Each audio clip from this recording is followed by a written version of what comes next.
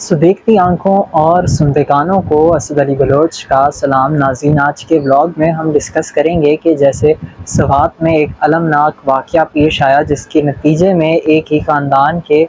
کئی افراد جو ہیں وہ لقمہ اجل بنے اور بہہ گئے، تو اسی بنا پر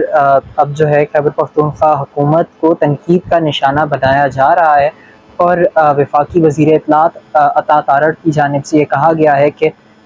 ہیلی کاپٹر عمران خان کے لیے تھا، سیاحوں کے لیے نہیں تھا۔ اسی قسم کی باتیں ہم گزشتہ کئی دنوں سے سوشل میڈیا پر سن رہے ہیں کہ پی کے حکومت کے بارے میں، جن کو تنقید کا نشانہ بنایا جا رہا ہے۔ اصولی طور پر وہاں پر ان سیاحوں کو ریسکیو کیا جانا چاہیے تھا، اور یہ انتظامی غفلت بھی ہے اور حکومت کی ناکامی بھی ہے، چونکہ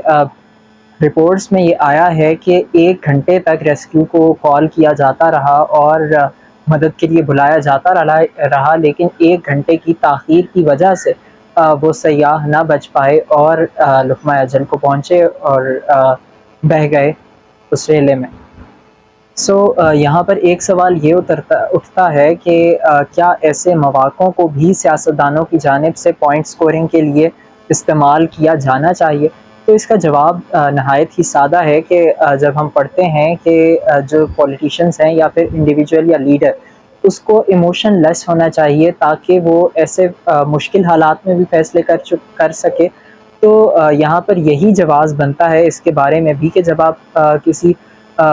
سچویشن کو ایموشنل ہو کے نہیں دیکھتے تو آپ پھر اس پر تنقید بھی کر سکتے ہیں اور اپنے حریف کو پچھاڑ بھی سکتے ہیں اسی تنقید کا سہارا لیتے ہوئے۔ اسی کے ساتھ دیجیے اجازت، اللہ حافظ۔